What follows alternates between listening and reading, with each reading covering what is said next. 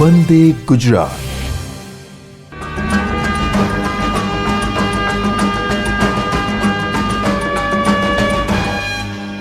વિદ્યાર્થી મિત્રો, આજે આપણે ગુરુત્વાકર્ષણને લગતા જે એક MCQ આપણે જોઈશું કે જેમાં ગુરુત્વાકર્ષણ જે તમે ધોરણ 9માં તો શીખીને આવ્યા છો, પણ એ ફક્ત પ્રાઇમરી જે માહિતી હતી. અહીંયા આગળ એનો વધારે ડિટેલ્સમાં જે ઉપયોગ થાય છે તેનો ઉપયોગ કરીને જે ઘણા બધા MCQ આપણે કરી શકાય. અને જે નીટની પરીક્ષામાં આમાં પણ લગભગ એક MCQ આ ચેપ્ટરમાંથી આવે છે. અને આ MCQમાં તમે જોશો કે એટલા બધા કોઈ ડિફિકલ્ટ નથી, કોઈ ગણતરી એમાં હોતી નથી, ગણતરી ઓછી હોય છે અને જ્ઞાન પર આધારિત MCQ પૂછાય છે. તો જે આપણે MCQ કરીએ તેના પરથી ખ્યાલ આવશે. તો સૌપ્રથમ જે એમાં નિયમો જે રીતે આપણે ગતિ વિજ્ઞાનમાં ન્યૂટનના ગતિના નિયમો પ્રચલિત છે, જેના પર આધારિત ઘણા બધા ન્યુમેરિકલ્સ થઈ શકે, તે પ્રમાણે ગુરુત્વાકર્ષણમાં જે કેપ્લરના ગતિના નિયમો, કેપ્લરે જે ગ્રહના નિયમો આપ્યા છે જે ઘણા જગત્યના છે, જેમાં પહેલો નિયમ જે અહીંયા બતાવે છે, હા, તો એમાં કેપ્લરના ગ્રહના જે નિયમો કે જેમાં પહેલો નિયમ જે છે કે કોઈપણ ગ્રહ જે સૂર્યને અનુલક્ષીને જે લંબવૃત કક્ષામાં પરિભ્રમણ કરે છે, જેને લગતો નિયમ છે, એના જે બે કેન્દ્રો આવી શકે, એમાં કોઈ પણ એક કેન્દ્ર પર સૂર્ય હોય છે અને એને કારણે અને પૃથ્વી સૂર્યની આસપાસ ફરે. કોઈ પણ ગ્રહ જે સૂર્યની આસપાસ ફરે છે જેની કક્ષા એ લંબવૃત હોય છે. અહીંયા આગળ આપણે શરૂઆત માટે જે પ્રાઇમરી નોલેજ માટે અહીંયા આગળ આપણે વર્તુળાગ્ર ગતિને ધ્યાનમાં લઈને થોડા ન્યુમેરિકલ્સ કરશું. ઉપરાંત જે શરૂઆતમાં કોપરનિક્સે એવું બતાવ્યું હતું કે કોઈપણ ગ્રહ એ સૂર્યને લક્ષીને વર્તુળાકાર ગતિ કરતો. જો વર્તુળાકાર ગતિ કરતો હોતે તો એ સંજોગોમાં સૂર્ય અને ગ્રહ જો એ વર્તુળાકાર હોતે તો એ પરિસ્થિતિમાં સૂર્યથી અંતર દરેક જગ્યાએ એક સરખું મળતે. અને એને કારણે સૂર્યથી અંતર સરખું હોય તો કોઈ પણ જે ઋતુ એ શક્ય બની શકે નહીં. જે આપણને ખબર છે કે ઉનાળામાં ગરમી વધારે લાગે, કે જે બતાવે કે અહીંયા આગળ એ સૂર્યની નજીકમાં હોય કોઈ પણ ગ્રહ તો અહીંયા ગરમી વધારે લાગશે. જો સૂર્ય એનાથી દૂર હશે, પૃથ્વી સૂર્યથી દૂર હશે તો ત્યાં ગરમી ઓછી લાગશે. એટલે અહીંયા શિયાળો બતાવશે, અહીંયા આગળ નજીક હોય તો ઉનાળો બતાવશે. એટલે એ શિયાળો અને ઉનાળો એ લંબવૃત કક્ષામાં જ શક્ય છે, વર્તુળાકાર કક્ષામાં શક્ય નથી. બીજી જે નિયમ જે છે જે આપણે બીજા ચેપ્ટરમાં પણ લીધો હતો કે ગ્રહનો ક્ષેત્રીય વેગ, જેને dA/dt થી બતાવી શકાય, જે અચળ છે. ક્ષેત્રીય વેગ જેનો અર્થ કે અહીંયા આગળ ગ્રહ જે સૂર્યની નજીક છે એટલે અહીંયા અંતર ઓછું છે, જેને કારણે એની જે ઝડપ વધારે આવશે. અહીંયા આગળ જે કોણીય વેગમાનના સંરક્ષણનો નિયમ જે આપણે લીધેલો કે જેમાં બળની દિશા જે બળ એ કેન્દ્ર તરફ લાગે છે, જેને કારણે ટોર્ક શૂન્ય થાય એટલે L અચળ થાય. અને L અચળ થવાને કારણે જે આપણે લખી શકાય L અચળ એટલે કે I ઓમેગા અચળ. અને જેટલું એટલે I ચલે છે ઓમેગા ચલે છે 1/I અને I ચલે છે 1/r². I ચલે છે r², કારણ કે સૂત્ર છે I = mr².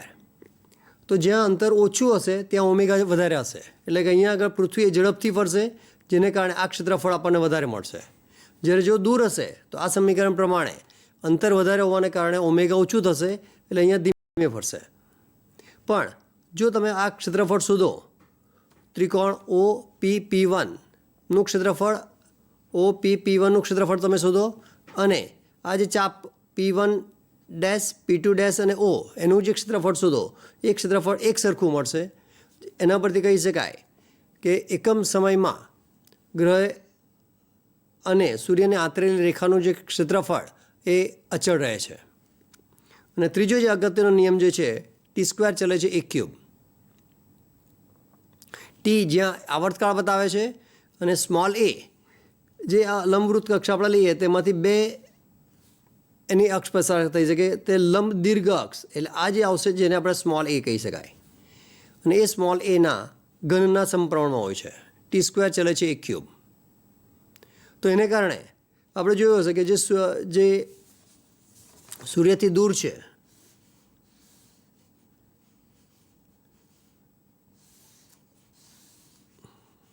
અહીંયા આગળ બે ગ્રહ પસંદ કરીએ ફર્સ્ટ અને સેકન્ડ તો જે ગ્રહ સૂર્યથી દૂર છે તો એની ઝડપ આ સમીકરણ પ્રમાણે ટી સ્ક્વેર ચલે છે 1 ક્યુબ એટલે એ વધારે આવશે તો આવર્તકાળ વધશે ને આવર્તકાળ વધારે એટલે કોણીય ઝડપ ઓછી થશે એટલે આ ધીમે ધીમે ફરશે આ ઝડપથી ફરશે અને આ ધીમે ફરશે જેને કારણે એનો સમયગાળો વધારે આવશે આનો સમયગાળો જે પૃથ્વી માટે આપણે 24 કલાક લઈએ તો આનો આવશે ટી 24 કલાક કરતાં વધારે આવશે એ જ રીતે સૂર્યની નજીક લઈએ જે મર્ક્યુરી બુધનો ગ્રહ તરીકે ઓળખાય તો એના માટેનો સમયગાળો અહીંયા આગળ ટી જે 1 વર્ષ એટલે કે 365 દિવસ છે તો અહીંયા આગળ એ સમયગાળો 365 દિવસ કરતાં ઓછો થશે આ સમયગાળો ટી 1 વર્ષ કરતાં વધારે આવશે 365 દિવસ કરતાં આ સમયગાળો વધારે આવશે આ સમયગાળો 1 વર્ષ રહેશે એની નજીકનો જે ગ્રહ હશે મર્ક્યુરી બુધ તો એના માટે સમયગાળો 1 વર્ષ કરતાં ઓછો હશે જે આ નિયમ પરથી આપણે બતાવી શકાય એ જ રીતે જે ગુરુત્વાકર્ષણના નિયમમાં જે આપણે સમીકરણ લખેલું છે કે ટી એફ બરાબર G(m1m2) અપોન r સ્ક્વેર જેમાં કેપિટલ G આવશે અને બીજું એક સ્મોલ g એ પણ તમે 9thમાં તમે શીખીને આવ્યા છો તો એ બંને વચ્ચેનો સંબંધ જે આપણે બતાવી શકાય સ્મોલ g બરાબર Gme અપોન r સ્ક્વેર એટલે આ સમીકરણ બતાવશે કે g ચલે છે 1/r⁻². એટલે અંતરના વર્ગના વ્યસ્ત પ્રમાણમાં હોય છે તો અહીંયા આગળ જે ગુરુત્વ પ્રવેગ g જેને અહીંયા 3 સમીકરણ આપણે ધ્યાનમાં રાખવાના છે એક તો પૃથ્વીની સપાટીથી જેમ ઊંચાઈ જઈએ તો એ પરિસ્થિતિમાં આર વધવાને કારણે આ પૃથ્વીની સપાટી આપણે લઈએ અહીંયાથી જેમ ઉપર જઈએ તો એને કારણે એના જે કેન્દ્રથી અંતર આર વધશે આર વધવાને કારણે જીના મૂલ્યમાં ઘટાડો થશે કારણ કે જી ચલે છે 1/r² છે તો એ ઘટાડો કેવી રીતે બતાવી શકાય એના માટેનું સમીકરણ આ યાદ રાખવા જરૂરી છે GH બરાબર GE1 - 2h/re પણ અહીંયા એક કન્ડિશન છે એચની કિંમત RE કરતાં વધારે ઘણી ઓછી હોવી જોઈએ જે ઘણા એવા MCQ હશે કે જેમાં એવું લખેલું હોય કે 10 કિલોમીટર ઊંચાઈએ અને પૃથ્વીની સપાટી જેટલી જ ઊંચાઈએ તો H બરાબર RE તો આ સમીકરણ માટે એટલે H બરાબર RE H બરાબર 2RE H બરાબર 3RE એના માટે આ સમીકરણનો ઉપયોગ થઈ શકે નહીં જ્યારે 10 કિલોમીટર જે સામાન્ય રીતે ઘણું વધારે કહેવાય પરંતુ જે પૃથ્વીની ત્રિજ્યા RE જેની કિંમત છે 6400 કિલોમીટર તેના કરતાં 10 કિલોમીટર ઘણું ઓછું છે તો આ પરિસ્થિતિમાં આવા જે આંકડા હોય તો એના માટે આ સમીકરણનો ઉપયોગ થઈ શકે બીજું એક સમીકરણ બતાવેલું છે કે પૃથ્વીની ઊંડાઈ સાથે જીમાં થતો ફેરફાર પૃથ્વીની જેમ ઊંડાઈ જઈએ તેમ જીના મૂલ્યમાં પણ ઘટાડો થશે તો આ એના માટે સમીકરણ આવશે GE1 - d/re જ્યાં d એ સપાટીથી ઊંડાઈ બતાવે છે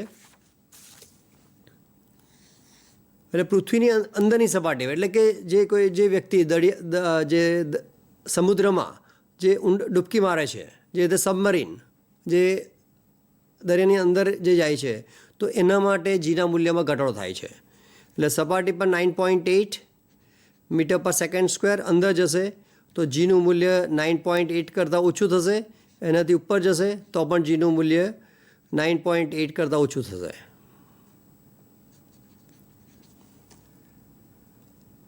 એટલે સપાટી પર જીનું મૂલ્ય મહત્તમ છે જેનો આલેખ આપણે આ રીતે બતાવી શકાય કે જી જે આગળ એમસીક્યુમાં આવશે કે R is equal to R E પ્રમાણે, એટલે અહીંયા આગળ પૃથ્વીની અંદર ગુરુત્વ પ્રવેગ રેખીય રીતે વધે છે અને પૃથ્વીની બહારના ભાગમાં જીનું મૂલ્ય 1/r² મુજબ ઘટે છે. એટલે જી ચલે છે આર, જે અંદરના ભાગ માટે આવશે અને બહારના ભાગ માટે આવશે 1/r².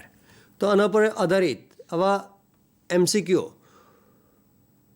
તમે ઝડપથી આન્સર આપી શકો અને આવા જ્ઞાન પર આધારિત એમસીક્યુ જે તમને લગભગ 10થી 15 જેટલા હોય છે. જે ટોટલ એમસીક્યુ ફિઝિક્સમાં 45 હોય છે, તો એ 45માંથી આવા જ્ઞાન પર આધારિત કે જેને આન્સર તમે ઝડપથી આપી શકો. તો ફરીથી small R less than R E માટે જી ચલે છે આર અને small R greater than R E માટે જી ચલે છે 1/r². અને પૃથ્વીના કેન્દ્ર પર લઈએ તો કેન્દ્ર પર જીનું મૂલ્ય 0 થશે. જે આ સમીકરણથી પરથી પણ બતાવી શકાય કે ડીની કિંમત કેન્દ્ર પર લેવો એટલે સ્વાભાવિક ડીની કિંમત અહીંયા આર ઈ જેટલી થઈ જશે, પૃથ્વીની ત્રિજ્યા જેટલી, તો આર ઈ અપોન આર એટલે 1 - આર ઈ 0 થઈ જશે. જે બતાવશે ડી બરાબર 0.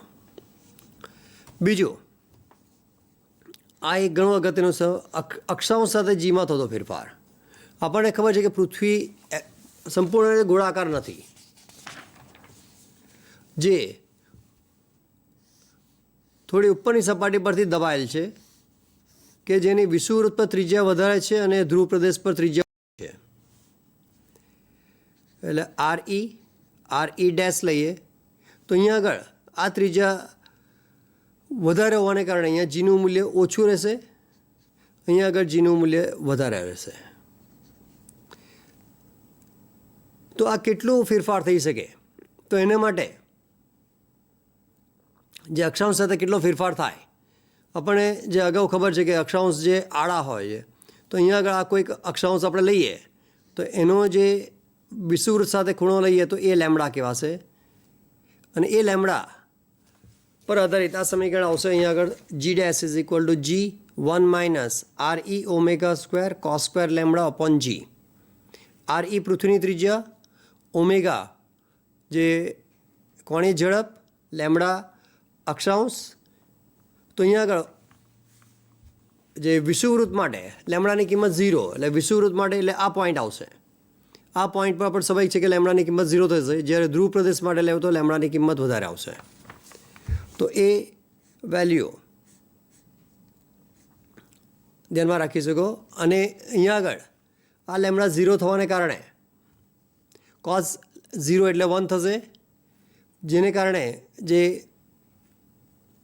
જી ડેશનું મૂલ્ય આવશે જી 1 - આર ઈ ઓમેગા² અપોન જી. જ્યારે ધ્રુવ પ્રદેશ પર cos લેમ્બડા 0 થઈ જશે તો ત્યાં વેલ્યુ આવશે જી ડેશ બરાબર જી. બીજું એક સમીકરણ ગુરુત્વીય તીવ્રતા. આ જે સમીકરણ એ તમને 9thમાં ના હતું. ગુરુત્વીય તીવ્રતા જેને આપણે આઈ તરીકે બતાવી શકાય, જેનું સમીકરણ F/m આવશે અને સદિશ સ્વરૂપમાં લખવું હોય તો F બરાબર m × I. અને એના ઉપરથી એનો એકમ લેવાશે kg/m². અહીંયા તમે જોશો કે ગુરુત્વાકર્ષણ બળનું સૂત્ર પણ છે F બરાબર mg. એટલે એના ઉપરથી તમે F/m લખો તો એ g જ આવશે. એટલે g અને I જેને F/m થી બતાવી શકાય, પણ જીનો એકમ તમારે લખવો હશે તો જીનો એકમ લખાશે kg/m², kg/s². અને જે તીવ્રતાનો એકમ લખાશે કે Nm/kg. અને જે અહીંયા આગળ સદિશ સ્વરૂપમાં F બરાબર mi, આના પર આધારિત પણ એમસીક્યુ પૂછાઈ શકે છે અને તે ઘણા ઇઝી છે, તમે સરળતાથી આન્સર એનો આપી શકે. બીજો એક ટોપિક છે જે ગુરુત્વીય સ્થિતિમાન. જે રીતે વિદ્યુત સ્થિતિમાન આવે તે રીતે અહીંયા ગુરુત્વીય સ્થિતિમાન, કે જેમાં આપણે લઈ શકાય કે આ જે પૃથ્વી લઈએ, આ પૃથ્વીથી અનંત અંતરે જ્યાં આગળ R is equal to infinity માટે જે બળ એફની કિંમત શૂન્ય રહેશે ને બળ એફ શૂન્ય હોય તો સ્વાભાવિક કે અહીંયા કોઈ એની પાસે ઉર્જા નથી. પણ જો એને અહીંયાથી નજીક લાવવું હોય તો આપણે કંઈક કાર્ય કરવું પડે અને એ કાર્ય જે ગુરુત્વીય સ્થિતિમાન તરીકે ઓળખાય છે. એટલે એના ઉપરથી કહી શકાય કે ગુરુત્વીય સ્થિતિમાન બરાબર કાર્ય ભાગ્યા દળ. તો એનો ક્રમ આવે છે કે જૂલ પર કેજી અથવા એને મીટર સ્ક્વેર અપોન સેકન્ડ સ્ક્વેરથી પણ બતાવી શકાય, જેને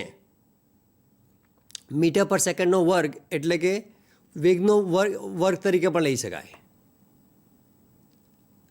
અને એનું સમીકરણ કાર્યની કિંમત મૂકીને સાદુરૂપ આપો તો એનું સમીકરણ આવશે માઇનસ જી એમ ઈ અપોન આર ઈ.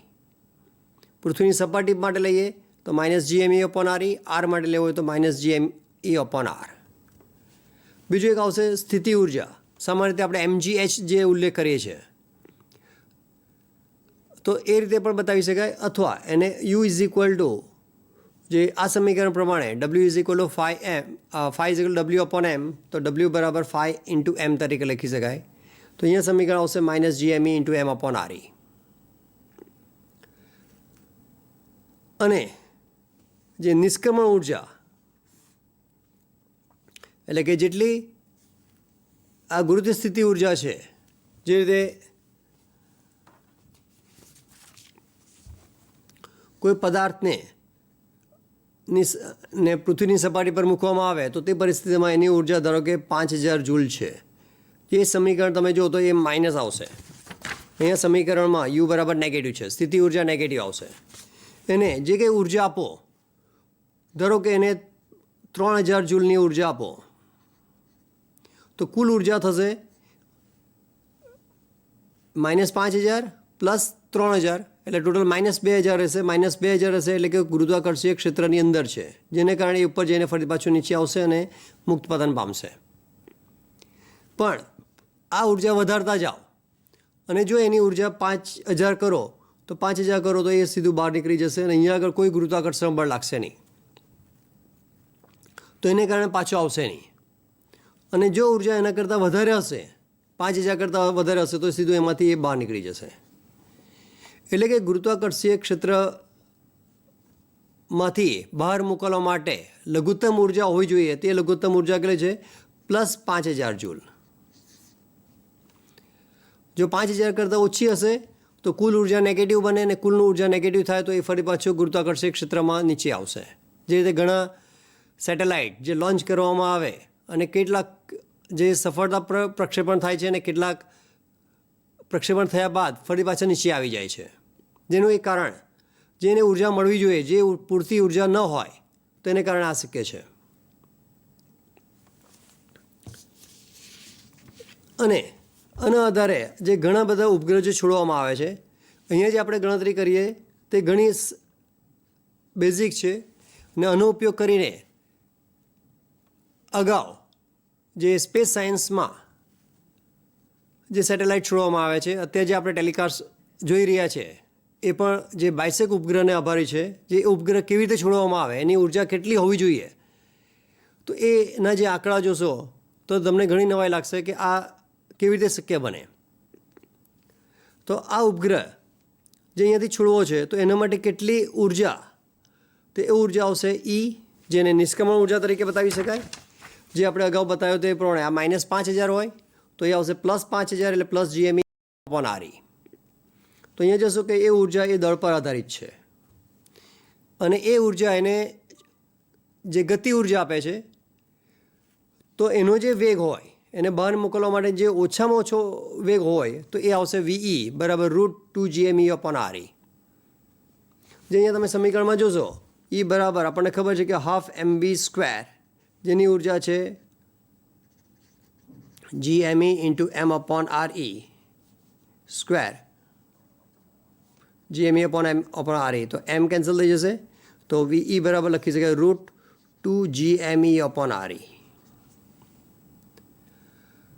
તો અહીંયા તમે જોશો કે અહીંયા દળ કેન્સલ થઈ જાય છે, એટલે આ VE એ દળ પર આધારિત નથી.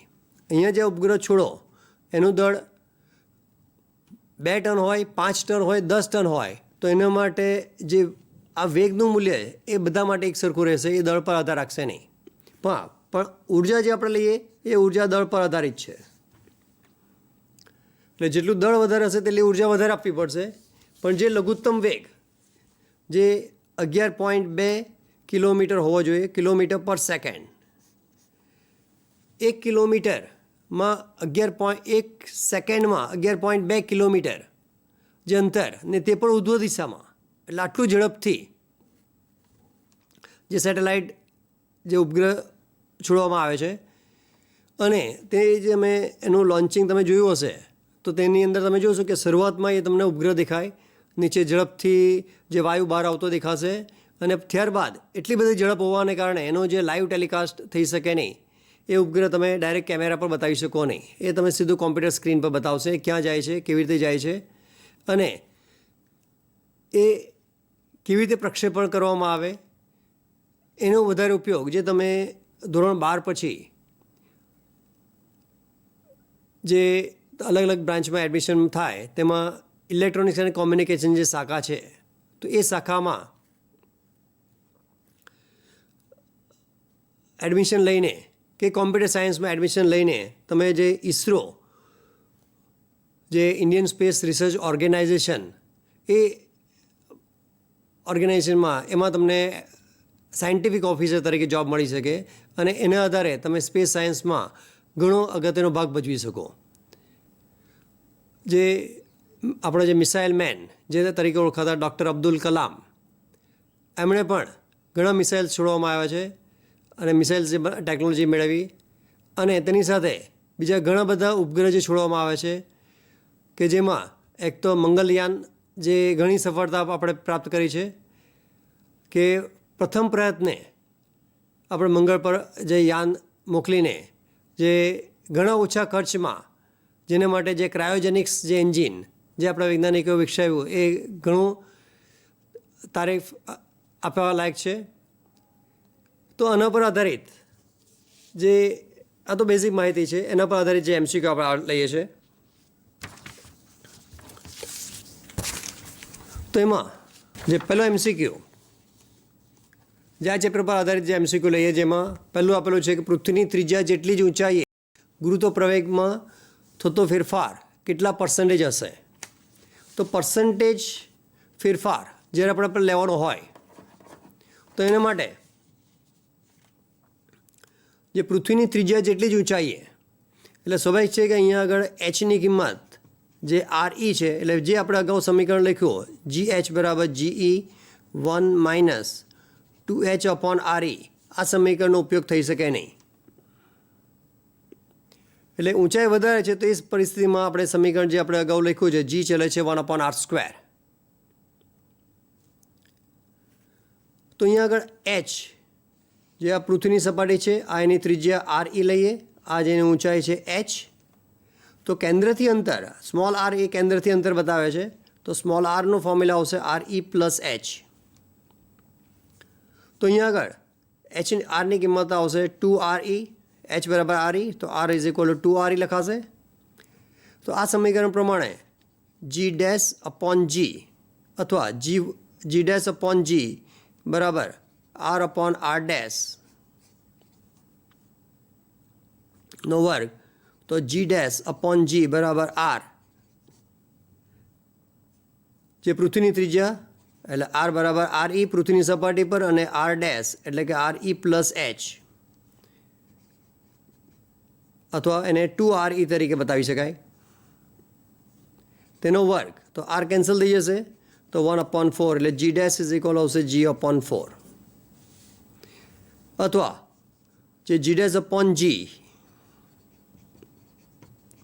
1/4 જે આપણે ગઈકાલે પણ MCQ લીધેલા જે MCQમાં જે પ્રતિશત ફેરફાર જ્યારે પણ લેવાનો હોય પ્રતિશત ફેરફાર જેનું સમીકરણ ડેલ્ટા G અપોન G ગુણ્યા 100%. તો ડેલ્ટા Gનો અર્થ થશે G ડેશ માઇનસ G ભાગ્યા G ગુણ્યા 100%, એટલે કે G ડેશ ભાગ્યા G માઇનસ 1 ગુણ્યા 100%. એટલે જ્યારે પણ પ્રતિશત ફેરફારનો હોય તો આ તમે આ સમીકરણ સહેલાઈથી યાદ રાખી શકો અને એનો ડાયરેક્ટ ઉપયોગ કરી શકો. તો G ડેશની જે કિંમત આવી ગઈ છે 1/4 એટલે 1/4 - 1 ગુણ્યા 100%, તો એ આવશે -3/4 ગુણ્યા 100%, તો એનો કિંમત આવશે -75%. એટલે એ બતાવશે કે 75%નો ઘટાડો, પ્લસ હોય તો વધારો બતાવશે, માઇનસ હોય તો ઘટાડો બતાવશે. એટલે અહીંયા જે આન્સર આપેલો છે, બે ઓપ્શન છે, +75 અને -75. તો +75 વધારો બતાવે, -75 ઘટાડો બતાવે. તો અહીંયા આગળ જે આપણે અગાઉ પણ જે ચર્ચા કરેલી, જેમાં ઘણા એવા MCQ તમને મળશે કે તેમાં 50% તો ઓછા થઈ જાય. આપણને ખબર છે કે જેમ ઊંચાઈ જઈએ તો ગુરુત્વ પ્રવેગ ઘટે એટલે આ જે વધારાના જે બે છે, આ બે ઓપ્શન તો નીકળી જશે, બાકી રહેશે 50% અને 75%. તો એના પર જે કરેક્ટ આન્સર આવશે -75%.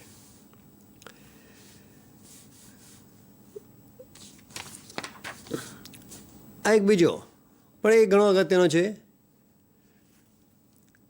જે ન્યૂટનના ગુરુત્વાકર્ષણના નિયમ પર આધારિત છે કે 1 કિલોગ્રામ અને 2 કિલોગ્રામ દળના બે પદાર્થો વચ્ચેનું અંતર જે 50 સેન્ટીમીટર છે, જો તેમની વચ્ચે માત્ર ગુરુત્વાકર્ષણ બળ ઉદ્ભવતું હોય તો તેમનો પ્રવેગ કેટલો હશે અથવા પ્રવેગનો ગુણોત્તર કેટલો હશે. તો અહીંયા આગળ એક આપણે ચર્ચા કરીએ કે અહીંયા આ જે પૃથ્વીની સપાટી પર લઈએ, તો અહીંયા કોઈ પદાર્થ લઈએ કે જેનું દળ m = 1 કિલોગ્રામ છે.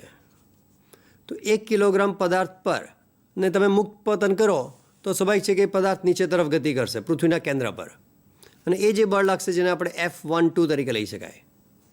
આ પહેલો પદાર્થ, પૃથ્વીને આપણે બીજો પદાર્થ તરીકે ગણીએ. તો એ જ રીતે ન્યૂટનના ગુરુત્વાકર્ષણનો નિયમ જે આપણને ખબર છે, પહેલો પદાર્થ જે બીજો પદાર્થ પહેલાં પર જેટલું બળ લગાડે એટલો જ પહેલો પદાર્થ બીજા પદાર્થ પર બળ લગાડશે, જે F21 તરીકે બતાવી શકાય. તો એ બંને બળના મૂલ્યો F12 અને F21 એ હંમેશા સરખા હોય અને દિશા વિરુદ્ધ હોય છે. તો જે રીતે જે 1 કિલોગ્રામ દળના પદાર્થને છોડી દે તો નીચે પડતો દેખાય છે કે એના પર બળ લાગે છે અને બળને કારણે ગતિ કરે છે. તો અહીંયા એક તમને સવાલ થશે કે પૃથ્વી પર ઉપર પણ બળ લાગે છે, તો પૃથ્વી તો ગતિ કરતી દેખાતી નથી. તો એનું કારણ અહીંયા આપણે બતાવી શકાય કે પ્રવેગ જે ગતિ કારણે, તો એ પ્રવેગ પરથી આપણે બતાવી શકાય કેટલું ઝડપથી ગતિ કરે. જો પ્રવેગ વધારે હોય તો એની ઝડપથી ગતિ કરે એમ કહી શકાય, જો પ્રવેગ ઓછો હોય તો એ ધીમે ધીમે ગતિ કરે એમ કહી શકાય, અને પ્રવેગ શૂન્ય હોય તો એ પદાર્થ સ્થિર છે એમ બતાવી શકાય. તો પ્રવેગ માટે ફોર્મ્યુલા આવી શકે F = ma. તો દળ જેટલું વધારે તેટલો પ્રવેગ ઓછો. તો અહીંયા આગળ પૃથ્વીનું દળ એટલું બધું વધારે છે, જે પૃથ્વીનું દળ આપણે તમે ગણતરીમાં લેવો તો એ આવશે 6 × 10⁻24 kg, જે 1 કિલોગ્રામ દળ કરતાં ઘણું વધારે હશે. તો એકને કારણે એ પદાર્થ પૃથ્વી પહેલાં બીજા પદાર્થને પોતાના કેન્દ્ર તરફ ખેંચે છે. પૃથ્વી પોતાના સ્થાનમાં કોઈ ફેરફાર થતો નથી, કારણ કે પૃથ્વી માટે એની કિંમત જે એ 1/m/ને કારણે એની કિંમત શૂન્ય થઈ જશે. દળ એટલું બધું વધારે છે જેને કારણે એનો પ્રવેગ શૂન્ય થઈ જશે. તો અહીંયા તમને એક બીજો સવાલ પણ થશે કે અહીંયા આગળ પદાર્થને છોડો તો એ નીચે તરફ ગતિ કરશે. તો એ જ રીતે ધારો કે કોઈક અહીંયા આગળ પદાર્થ હોય તો એ કઈ દિશામાં ગતિ કરી શકે? તો સ્વાભાવિક છે એ પદાર્થ હંમેશા પૃથ્વીના કેન્દ્ર તરફ જ ગતિ કરે. અહીંયા તમે મૂકો તો એ નીચે પડશે નહીં, પણ એ પૃથ્વીનું કેન્દ્ર જ્યાં હોય ત્યાં તરફ જ ગતિ કરશે. અહીંયા આગળ હશે તો એ પણ કેન્દ્ર તરફ ગતિ કરશે. એટલે ગમે તે જગ્યાએ આ જ જગ્યાએ રહેતા હોય તો એ અહીંયા આગળ તમે છોડી દો તો એ પદાર્થ આ દિશામાં ગતિ કરશે. એટલે પૃથ્વીનું કેન્દ્ર હોય તો એ દિશામાં ગતિ કરે ને એના પર આધારિત એ જે તમને સરળ આવત ગતિ પર એમાં પણ આધારિત એના પર એક્ઝામ્પલ્સ આવી શકે. તો અહીંયા આગળ આજે આપણે MCQ છે કે જેમાં 1 અને 2 કિલોગ્રામ દળના પદાર્થ છે જેની વચ્ચેનું અંતર આપેલ છે. તો ગુરુત્વાકર્ષણ બળ તો એનો પ્રવેગ લેવાનો છે. તો અહીંયા આગળ બળ તો માત્ર ગુરુત્વાકર્ષણ બળ આપેલું છે, બીજું કોઈ બળ લાગતું નથી. અને ગુરુત્વાકર્ષણ બળ માટે આપણે અહીંયા લીધું તે પ્રમાણે F12 અને F21 સરખા હોય તો આ સમીકરણ પ્રમાણે લખી શકાય એ ચલે છે 1/m. તો A1/8 શોધવાનું છે તો એ લખાશે M2/m1, અને M2 અને M1ની કિંમત આપેલ છે જે 2/1 એની કિંમત આવશે 2. તો અહીંયા આગળ જે ઓપ્શન A1 અને A2ના સ્વરૂપમાં છે તો કરેક્ટ આન્સર આવી શકે A1 is equal two 2A2. A1 બરાબર 2A2. જે અહીંયા 4 ઓપ્શન છે કે જેમાં તમે એ બીજા ઓપ્શન પર તમે સિલેક્ટ કરી શકો. તો હવે એના પર આધારે બીજો એક MCQ છે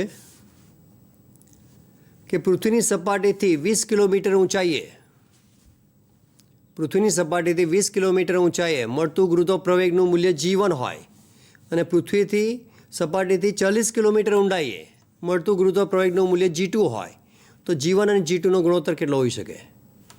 તો એના માટે આપણે બે સમીકરણ લીધા છે. ઊંચાઈ માટે અહીંયા તમે જોશો કે 20 કિલોમીટર અને 40 કિલોમીટર, જે પૃથ્વીની ત્રિજ્યાની કિંમત આપણે અગાઉ લીધી 6400 કિલોમીટર, જે એના કરતાં ઘણી ઓછી છે. તો આપણે જે પેલા સમીકરણ છે તેનો ઉપયોગ કરી શકાય. તો G1 જે ઊંચાઈ પર આધારિત છે એટલે G1 is equal two GH, G2 is equal two GD ઊંડાઈ. તો એના જે સમીકરણ છે GE 1 minus 2H upon RE, અહીંયા આવશે GE 1 minus D upon RE. તો G કેન્સલ થઈ જશે. તો અહીંયા જે કિંમત આપેલી છે 2H, Hની કિંમત 20 કિલોમીટર છે તો અહીંયા કિંમત મૂકો તો 2H થશે એટલે 40 થશે. Dની કિંમત પણ 40 આપેલી છે એટલે 2H અને Dની કિંમત જે સરખી થશે, જે 40 કિલોમીટર છે. 2H અને D સરખા છે, RE સરખા છે, તો એને કારણે આ આખું કેન્સલ થઈ જશે એટલે આન્સર આવશે 1. એટલે 20 કિલોમીટર ઊંડાઈએ જેટલો કંઈ ગુરુત્વપ્રવેગ હશે તે 20 કિલોમીટર ઊંચાઈએ ગુરુત્વપ્રવેગ અને 40 કિલોમીટર ઊંડાઈએ ગુરુત્વપ્રવેગ બંનેની કિંમત સરખી હશે તો એના પરથી કરેક્ટ આન્સર આવશે 1. તો અહીંયા આગળ સ્મોલ આરની કિંમત RE કરતાં ઘણી વધારે છે એટલા માટે આ સમીકરણનો ઉપયોગ થાય. જો આ પરિસ્થિતિ ન હોય, ની કિંમત REની નજીકમાં હોય તો એના માટે લખાય છે G ચલે છે 1/r². આ બેનો ખાસ ખ્યાલ રાખવાનો છે. ફરીથી આ સમીકરણ માટે આ કન્ડિશન હોવી જરૂરી છે. આ શરતને આધીને જ આ સમીકરણ વાપરી શકો. Rની કિંમત REની નજીકમાં હોય, 2RE હોય, 3RE હોય તો એના માટે આવશે G ચલે છે 1/r². ઉપરાંત જે ગુરુત્વ સ્થિતિમાંનો આપણે ઉલ્લેખ કર્યો તે પ્રમાણે જે અહીંયા આગળ લખેલું છે, એક બિંદુ પાસે ગુરુત્વાકર્ષીય ક્ષેત્રની તીવ્રતા I આપેલી છે, જેને આપણે 3I + 4J ન્યૂટન પર kg આપેલું છે. તે બિંદુ પાસે 10 કિલોગ્રામ દળના પદાર્થ પર લાગતા ગુરુત્વાકર્ષણ બળનું મૂલ્ય ખાલી જગ્યા છે. તો જે સમીકરણ આપણે અગાઉ લખ્યું છે F is equal two M into I, જે તમે G તરીકે સાથે સરખાવી શકો. mg અને I, F બરાબર mg પણ લઈ શકાય જો ગુરુત્વાપ્રવેગના સંદર્ભમાં, અને તીવ્રતાના સંદર્ભમાં લખાશે F બરાબર mi. તો અહીંયા આગળ મૂલ્યની વાત કરે છે, પહેલાં આઈનું મૂલ્ય લેવું પડશે. તો આઈનું મૂલ્ય, સદીશ આઈનું મૂલ્ય જે લખાશે 10⁻⁻6 વર્ગમૂળમાં 3નો વર્ગ પ્લસ 4નો વર્ગ, જે આપણે ભાગ 1માં આ કિંમત શોધેલી છે. તો 9 + 16 25 ને તેનું વર્ગમૂળ આવશે 25 ને 25નું વર્ગમૂળ આવશે 5, એટલે 5 × 10⁻6 ન્યૂટન પર kg જે આઈની કિંમત છે. અને દળ આપેલું છે 10 કિલોગ્રામ, તો એ કિંમત મૂકે 10 × 5 × 10⁻6 એટલે કે 5 × 10⁻5, જેનો આન્સર આવશે ન્યૂટન. 5 × 10⁻5 જે ન્યૂટન બતાવશે. એટલે આ રીતે જે ગુરુત્વાકર્ષણ ક્ષેત્રની તીવ્રતા પરથી એનું મૂલ્ય શોધી શકાય. જે સદિશ સ્વરૂપમાં હોય તો એ સદિશ સ્વરૂપ પરથી એનું મૂલ્ય નક્કી કરવું જરૂરી છે. ઉતાવળમાં 3 + 4 અને 7 કરી નાખો તો એ ખોટું પડી જશે. અહીંયા એક ઓપ્શન તમે જુઓ તો એ રીતે પણ આપેલ છે. એટલે I અને J જે અલગ અલગ દિશામાં છે એટલા માટે એનો સરવાળો થઈ શકે નહીં. MCQ લે છે કે જેમાં એક ગ્રહની આસપાસ R ત્રિજ્યાની કક્ષામાં રહેલા ઉપગ્રહની કોણીય ઝડપ ω1 છે, તો 4R અંતરે કક્ષામાં રહેલા ઉપગ્રહની કોણીય ઝડપ કેટલી થશે? તો અહીંયા આગળ તમે જો આપણે જે સમીકરણ લીધેલું હતું કે T અને ω સામાન્ય રીતે ટી સ્ક્વેર ચલે છે આર ક્યુબ, એક સમીકરણ આપણે શરૂઆતમાં લીધેલું હતું કેપ્લરનો નિયમ. અને બીજું સમીકરણ છે omega is equal two 2π/t, એટલે કે ટી ચલે છે 1/ઓમેગા. એટલે આ સમીકરણને ઓમેગાના સંદર્ભમાં લખવું હોય તો 1/ઓમેગા² ચલે છે આર ક્યુબ, અથવા ઓમેગા -2 ચલે છે આરનો ઘન. આવું પણ એક અલગ MCQ બની શકે. એટલે જેટલું અંતર વધારે હોય તેટલી કોણની ઝડપ ઓછી આવશે, અને જેટલું નજીક હશે તેટલી કોણની ઝડપ વધારે આવશે. વ્યસ્ત પ્રમાણ છે. તો આના પ્રમાણે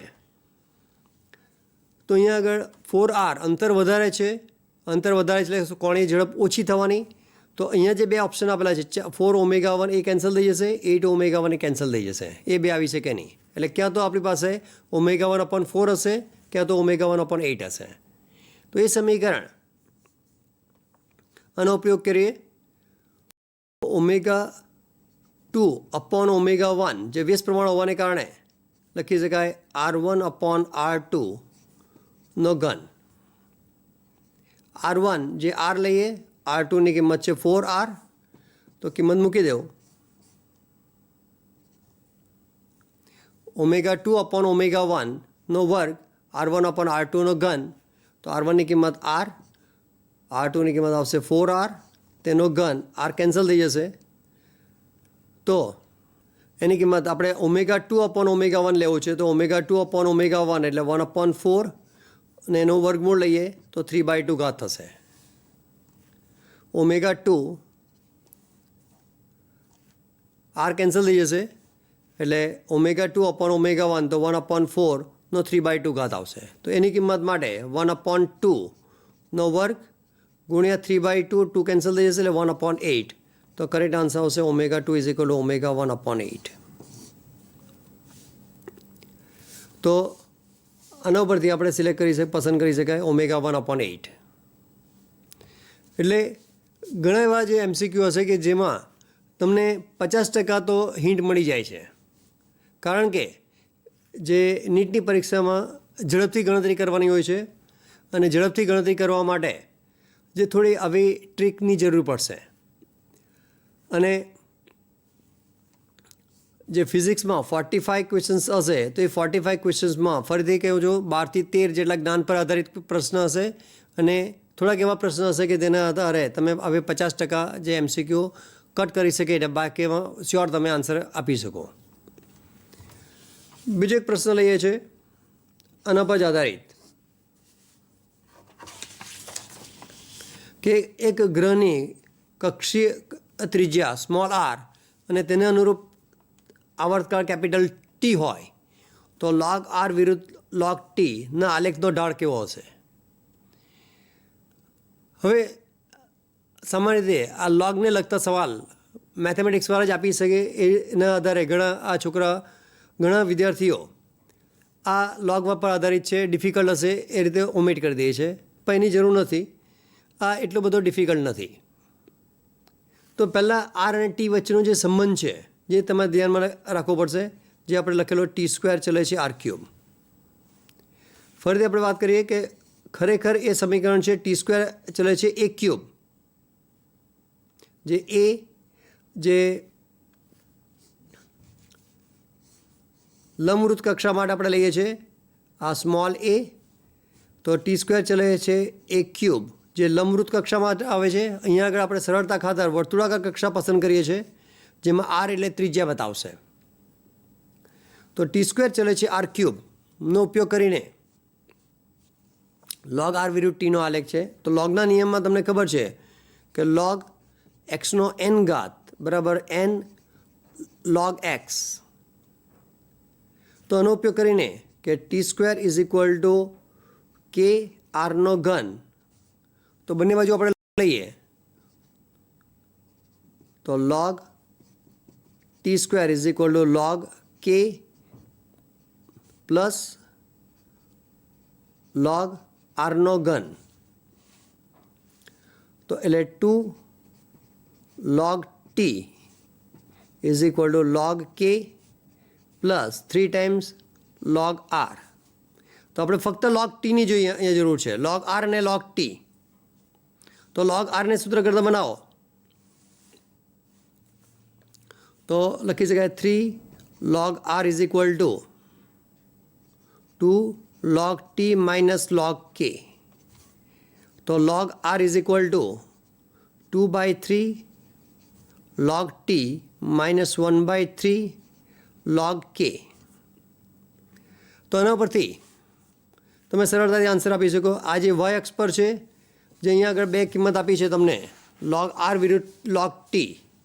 log r y અક્ષ પર આવશે અને log t જે x અક્ષ પર આવશે, અને એનો આલેખ જે હંમેશા આ સ્ટ્રેટ લાઇન બતાવશે, કારણ કે log tનો જે ઘાત છે 1 છે. જ્યારે એક ઘાત હોય તો એ સુરેખ સમીકરણ આવી શકે, અને સુરેખ સમીકરણ માટે એનો જે ઢાળ માટેનું જે સમીકરણ એ આ એક યાદ રાખવું પડશે, y is equal two mx plus c, જ્યાં m એનો ઢાળ બતાવે. તો અહીંયા x અક્ષ પર આપણે log t લઈએ છીએ, તો એ log tનો સહગુણક જે 2/3 છે, તો એના પરથી આપણે લખી શકીએ ઢાળ m બરાબર 2/3. તો જે ઓપ્શન આપેલા છે 3/2, 2/3, 3 અને 2, તો એમાંથી કરેક્ટ આન્સર આવશે 2/3. જો log t વિરુદ્ધ log r હોતે તો એનો આન્સર આવી શકે ઢાળ m ઇઝ ઇક્વલ ટુ 3/2, અને log r વિરુદ્ધ log t હોય જેનો એનો આન્સર આવશે m ઇઝ ઇક્વલ ટુ 2/3. તો આવા જે પ્રશ્નો જે છે કે જેમાં બધું જ અચળ છે, અહીંયા આગળ આ કોઈ બદલાવતી રાશિ નથી, t² ચલે છે r³ જે કેપ્લરે શોધેલું છે, જે બદલાવાનું નથી, તો એના માટે આવા જે સમીકરણ હોય તો એ તમે ફક્ત 10 સેકન્ડમાં એ તમે આન્સર આપી શકો. જો તમે આ એક વખત પ્રેક્ટિસ કરેલી હોય તો. ગોખણપટ્ટી કરવાથી એ શક્ય નથી. ગોખણપટ્ટી કરવાથી તમે 2/3 કે 3/2 થઈ શકે, પણ ગણતરી કરીને તમે એનો આન્સર કે અહીંયા અચળ કિંમત છે એ, એટલે આ જ્ઞાન પર આધારિત પ્રશ્ન બની શકે, અને એવા પ્રશ્ન લગભગ 10થી 12 જેટલા હોય છે કે જેના માટે કોઈ ફક્ત બેઝિક નોલેજની જરૂર છે કે જેના આધારે તમે ઝડપથી આપી શકો. ફરીથી log t વિરુદ્ધ log r હોય તો આન્સર આવશે 3/2, અને log r વિરુદ્ધ log t હોય તો આન્સર આવશે 2/3. હવે એક બીજો આપણે નિષ્ક્રમણ ઝડપ પર આધારિત પ્રશ્ન લઈએ છીએ કે પૃથ્વીની સપાટી પરથી ઉધ્વ દિશામાં ફેંકેલા પદાર્થની નિષ્ક્રમણ ઝડપ જે 11 કિલોમીટર/સેકન્ડ છે, જે આપણે અગાઉ પણ લીધેલી હતી, આ પદાર્થને ઉધ્વ દિશા સાથે 45ના કોણે ફેંકવામાં આવે તો એની નિષ્ક્રમણ ઝડપ કેટલી હશે? તો અહીંયા આગળ જો તમે સમીકરણ ખબર હોય, વીઈનું સમીકરણ આપણે લખેલો છે 2gme/re, અથવા એને લખી શકાય √2gre. તો આ સમીકરણમાં કોઈ જગ્યાએ થીટા આવતું નથી, થીટા પર આધારિત છે જ નહીં, તો કોઈ ગણતરી જરૂર નહીં પડે, સીધું તમે આ 11 કિલોમીટર/સેકન્ડ જ રહેશે, એ બદલાશે નહીં. કોઈ પણ ગ્રહ પર લેવો તો એ થીટા પર આધારિત નથી, કારણ કે પૃથ્વીની સપાટીથી તમે આ દિશામાં ફેંકો કે આ દિશામાં ફેંકો, જે ગુરુત્વાકર્ષણ ક્ષેત્ર છે તેમાં કોઈ ફેર પડશે નહીં. તો અહીંયા આગળ સમીકરણને આધારે તમે આ આન્સર ફક્ત 5 કે 10 સેકન્ડમાં આનો આન્સર આપી શકો. અને એવો છે કે બીજો પ્રશ્ન છે કે પૃથ્વીની સરેરાશ ઘનતા ρ છે, ત્રિજ્યા re હોય તો g ચલે છે ખાલી જગ્યા. સામાન્ય રીતે g આવે એટલે સીધું 1/r² ને પ્રમાણે re² પ્રમાણે સીધો આન્સર d તમે ટીકમાં કરી નાખો તો એ ખોટું પડશે, કારણ કે સરેરાશ ઘનતા અહીંયા દળ નથી આપેલું. જે આપણે સમીકરણ લખીએ છીએ જેમાં g લખીએ છીએ gm/r², એ દળના પર આધારિત છે. જો દળને ઘનતામાં ફેરવો તો દળનું સૂત્ર છે ઘનતા ગુણ્યા કદ, એટલે ઘનતા ગુણ્યા 4/3πr², એટલે g કેપિટલ G ρ 4/3πr² ભાગ્યા r² કટ થઈ જશે, એટલે g ચલે છે લખી શકાય ρr. ફરીથી g બરાબર gm/r², m બરાબર ρ × v. તો કદ જે ગોળો તરીકે લઈએ તો 4/3πr² એ કિંમત મૂકી દો તો r² કટ થઈ જશે, તો બાકી રહી જશે રો જી તો અચળ છે જ, રો અને આર, તો જી બરાબર રો ઇન્ટુ આર લખી શકાય. એટલે અહીંયા તમે રો ઇન્ટુ આર ઈ તરીકે લખી શકો. એટલે ઉતાવળ કરવા જાઓ તો અહીંયા ખોટું પડી શકે. બીજું એક જે કેપ્લરના નિયમ પર આધારિત આ સવાલ પણ તમે જો થોડું નોલેજ હોય તો ફક્ત 10-20 સેકન્ડમાં આનો આન્સર આપી શકાય. અહીંયા આપણને આપેલું છે કે એફ ચલે છે 1/r⁴n હોય તો t² ચલે છે ખાલી જગ્યા. જે આપણને કેપ્લરે જે શોધેલું છે, જે આપણને ખબર છે કે t² ચલે છે r³, t² ચલે છે r³, એ જે સમીકરણ છે, અને અહીંયા સમીકરણ આપેલું છે એફ ચલે છે 1/r⁴n. આ સમીકરણ કોના માટે વાપરી શકાય કે એફ ચલે છે 1/r², જ્યારે એફનું મૂલ્ય છે, સૂત્ર છે g(m1m2/r²), એટલે કે એફ ચલે છે 1/r² હોય તો લખી શકાય. તો અહીંયા આગળ જે એનની કિંમત, અહીંયા આ સમીકરણ સરખાવો તો એનની કિંમત સ્વાભાવિક છે કે આવશે એન બરાબર, આની સાથે સરખાવો તો r⁴n, ને અહીંયા કિંમત મૂકો તો આરનો કેટલો ઘાત આવી શકે? અહીંયા જે 3 કિંમત આવશે, અહીંયા આરનો 3 ઘાત છે, તો અહીંયા 2 + 1 3 થઈ શકે. એટલે કરેક્ટ આન્સર આવશે r⁴n+1. ફરીથી જે સમીકરણ છે એફ ચલે છે 1/r², જે આ સમીકરણ આપણે t² ચલે છે r³ સાબિત કરેલું છે. તો અહીંયા આગળ r³ આવવું જોઈએ, તો એ ક્યુબ કેવી રીતે આવી શકે? તો એના માટે એનની કિંમત તમે 2 લેવ તો જ શક્ય છે. એટલે 2 + 1, એટલે અહીંયા આન્સર આવી શકે r⁴n+1. અહીંયા 2 મૂકો તો 2 + 1 3, તો અહીંયા આરનો 3 ઘાત આવી શકે. એ સિવાય બીજા કોઈ પણ એક કન્ડિશન નથી. જો અહીંયા તમે પહેલો પસંદ કરો તો એનની કિંમત 2 આવશે તો r² લખાશે, જે ખોટું છે. અહીંયા લખાશે r⁵/2. એટલે આ જે સમીકરણ એફ ચલે છે 1/r⁴n, તો એના માટે એક સમીકરણ t² ચલે છે r⁴n+1 અથવા t ચલે છે r⁴n+1/2 વર્ગમૂળ, એના પરથી પણ તમે બતાવી શકો. ફરીથી એફ ચલે છે r⁴n, તો t² ચલે છે r⁴n+1, r⁴n+1/2. તો આવા જે પ્રશ્નો જે છે, હા, બીજો એક અગત્યનો જે MCQ જે છે, જે અહીંયા આગળ સ્મોલ g/Gનું પારિમાણિક સૂત્ર, આ ઘણી વખત રિપીટ થાય છે અને ઘણું ઇઝી છે. આ ફક્ત જ્ઞાન પર આધારિત છે. ઘણા જી અને G હોય તો એની અંદર બધાની કિંમત મૂકે છે. બધા જીનું પારિમાણિક સૂત્ર મૂકે, Gનું પારિમાણિક સૂત્ર મૂકે, એને સાદુરૂપ આપે. એને માટે તમારે લગભગ 1 થી 2 મિનિટ જેટલો સમય નીકળી જાય. અને જો Gનું સૂત્ર ખોટું લખાયો તો આન્સર રોંગ આવશે. તો જે સમીકરણ છે તેનો જ ઉપયોગ કરો. g બરાબર સમીકરણ છે g(me/r²). તો આના પરથી ક્રોસ ગુણાકાર કરો તો g/g બરાબર આવશે me/r². તો m એટલે દળ બતાવે છે, એટલે m1, r એટલે લંબાઈ બતાવે છે, r⁻², અને t નથી એટલે m1 l0 l-2 t0, m1 l-2 t0, જે સી આન્સર જે છે તે કરેક્ટ આવશે. તો આ રીતે જે ઘણા બધા આપણે MCQ લીધા, એ MCQમાં જે ગુરુત્વાકર્ષણને લગતા જે પ્રશ્નો જ્ઞાન પર આધારિત હોય છે. કારણ કે ગુરુત્વાકર્ષણનો નિયમ જે ન્યૂટને શોધેલ છે, તે કેપ્લરે જે સમીકરણ આપેલા છે તે એટલા પરફેક્ટ આપ્યા છે કે અત્યાર સુધી કોઈ પણ એને ચેલેન્જ કરી શક્યું નથી અને ખોટા પુરવાર થયા નથી. તો એના આધારે જે કંઈ કિંમતો આવશે એ અચળ રહેશે. જે રીતે આપણે લીધું t² ચલે છે r³, f ચલે છે 1/r². એ સિવાય બીજું કોઈ ગુરુત્વાકર્ષણ બળ શક્ય નથી. ઉપરાંત નિષ્ક્રમણ ઝડપ, નિષ્ક્રમણ વેગ, પૃથ્વીનું દળ, તો આ બધા જે માહિતીનો ઉપયોગ કરીને તમે ઝડપથી આન્સર આપી શકો. કારણ કે આના પર આધારિત એ બધા જ્ઞાન પર આધારિત એક્ઝામ્પલ હશે અને એના માટે તમારે વધારે સમય કાઢવાની જરૂર પડે નહીં. અને આ ચેપ્ટરમાંથી એક ક્વેશ્ચન્સ જે 45 ક્વેશ્ચન્સ હોય છે, તેમાં આ ચેપ્ટરમાંથી એક સવાલ તો દર એક્ઝામમાં આવે જ છે. એટલે ફક્ત એક સવાલ માટે આટલું બધું વાંચવાનું, આટલા બધા MCQ કરવાના, એવું ધ્યાનમાં ન લેતા તમે જે કંઈ સમય મળે, જેટલા MCQ થાય એ MCQ તમે સોલ્વ કરતા રહો, તો જે એક માર્ક્સની જે અગત્યતા એ તમને એડમિશન વખતે જ ખ્યાલ આવશે. જે એડમિશનમાં તમે જોશો કે જે 435 એવું એક માર્ક્સ આપણે લઈએ તો 435વાળા ઘણા બધા સ્ટુડન્ટ્સ નીકળે છે.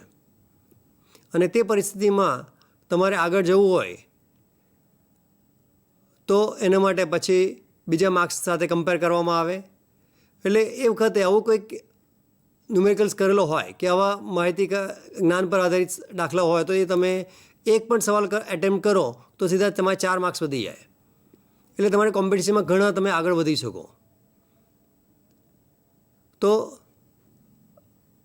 જે નીટની પરીક્ષામાં તમે સફળતા મેળવો, સારા માર્ક્સે પાસ થાવ, અને જે એડમિશનમાં જે ઇંગ્લિશ મીડિયમવાળા આગળ રહી ગુજરાતી મીડિયમવાળા પાછળ પડી જાય એવું ન બને, અને ગુજરાતી મીડિયમવાળા પણ આ વખતે સારો પરફોર્મન્સ બતાવશે કે જેના માટે આ જે પ્રોગ્રામનું આયોજન કરેલ છે એ આયોજનને સફળતાપૂર્વક તમે સાબિત કરો એવી શુભેચ્છા. Thank you very much.